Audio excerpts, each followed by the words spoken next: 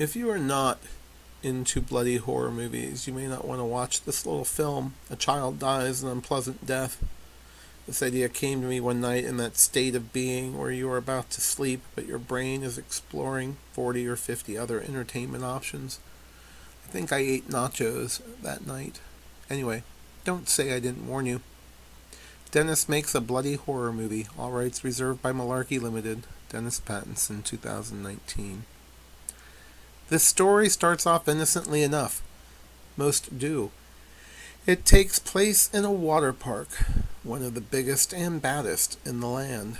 Granted, you may not be able to tell by the wonderful illustration, but this will not be the only time you need to use your imagination. There may be 12 ticket stands, and the sign may be 40 feet tall. It's your imagination. You decide. Our story is about a child. Not just any child, the child of someone seen as important by other people. It may be about a boy from a wealthy family, maybe the child of someone famous, maybe the daughter of someone known in another country. I have drawn the child with a crown, and again you can decide what kind of crown it is. I am personally fond of the paper crowns Burger King hands out. Maybe the child stopped for breakfast on the way to the mega water park. This child is so well known that the child travels with bodyguards. Since it is a painful endeavor to illustrate my story as my drawing skills suggest, I have drawn only one bodyguard. He is currently clothed, but they're at a water park, so he'll be wearing swim trunks soon enough. And the child got to ride many rides, bodyguards in tow. Maybe not the most thrilling rides, but the rides where the child's safety could be ensured.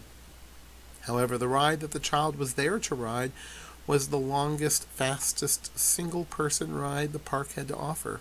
It was huge. It was large. It was totally tubular. Do people still use that phrase? Shame. It fits so well here. The guards tested the ride before allowing their young charge into the tube. A guard stayed with the child until it was time to ride and would be the next one to ride it once the child landed. The ride was fitted with numerous speakers, and a song by a popular artist would play as you descended through the tube. Each guard chose the same song. You know the one. Into the ride the child went. He was so thrilled, so happy, until the da-dum of the Jaws soundtrack began playing on the speakers of the ride. He chose the current hit by the latest boy band, but there was no da-dum in that. And that was when the metal rings that held the tube together did a most surprising thing.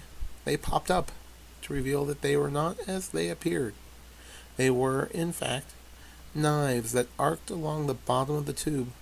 Razor-sharp knives, the kind that could cut paper. Or children. At first, the knives were just a half-inch off the bottom of the tube, enough to remove a little bit of skin. But as the ride continued, the knives rose a little bit higher, cutting here and there as the force of water and gravity did their work to move the child further down the pipe. At some point, the child had the idea to grab onto the blade to stop the fall. The blade won, and the fingerless child continued what was to become a final water ride.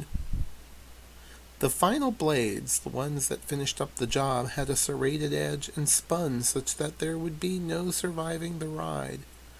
Whether or not the child still had ears, I'm not sure, but if so, the soundtrack switched back to the song selected. For the finale, a final metal ring arose to reveal a drainage ditch and high-pressure water sprays. All the body parts and evidence conveniently were disposed of in the ditch.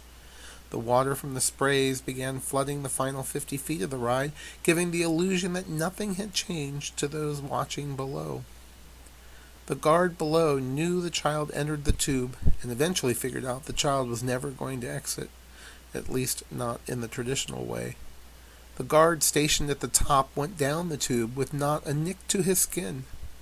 It took days to piece together what happened, and once the parents were told of the gruesome end, well, you use your imagination. Come with me, and you'll be in a world of pure imagination.